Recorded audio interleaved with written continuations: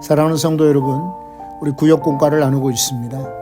13번째입니다. 부활하신 예수님. 올해는 4월 17일이 부활절입니다.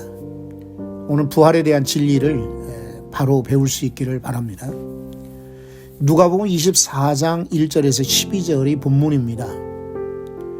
여러분, 예수님께서 죽으시고 매장된 지 사흘째 되던 날 새벽에 예수님의 무덤을 찾아갔던 여인들이 있었습니다.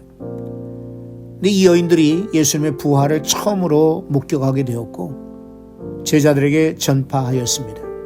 예수께서 다시 사셨다. 하지만 이 여인들이 전한 이 놀라운 소식은 11 제자들마저도 믿지 못했습니다. 우선 첫 번째는 빈 무덤입니다. 예수님의 부활은 예수님의 십자가에 매단 모든 악을 일시에 뒤집어 버리는 놀라운 사건이었습니다. 죽음의 세력도 소멸시켰던 것입니다. 십자가야말로 하나님의 능력이라는 것이 부활로 확연히 드러난 것입니다.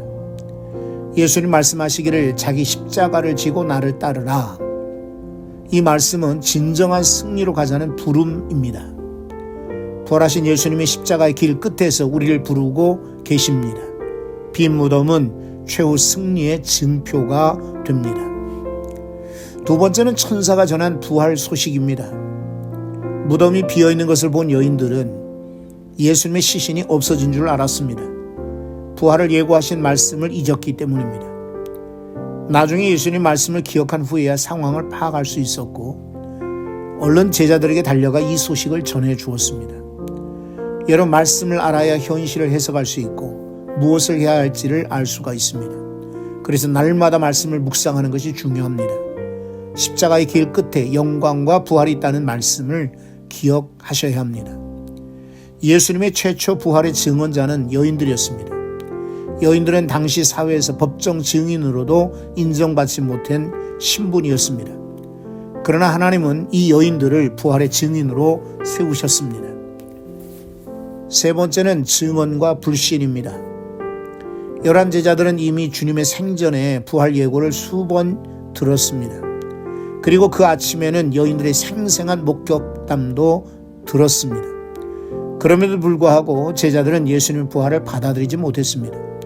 죽은 자의 부활은 불가능한 일이었습니다. 이것은 주님의 말씀보다 자신의 경험과 현실을 더 중요시 했기 때문입니다. 말씀보다 경험이나 상식을 우위에 둔다면 부활도 믿지 못합니다. 부활을 믿지 못하면 부활로 난 십자가의 길도 가지 못할 것입니다. 여러분, 이제 제가 한 2가지 질문을 드립니다.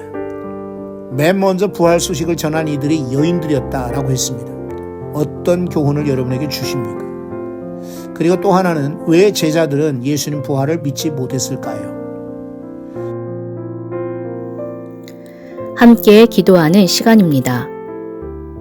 우리 성도들이 좌로나 우로나 치우치지 않고 자기의 십자가를 지고 주님의 십자가 길을 따라가게 하옵소서.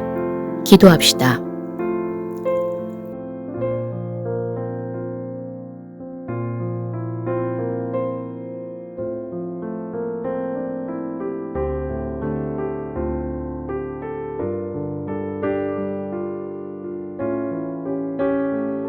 우리 평화교회 공동체가 주님 오실 그날까지 소망의 부활을 땅끝까지 전파하는 선교의 사명을 감당하게 하소서. 기도합시다.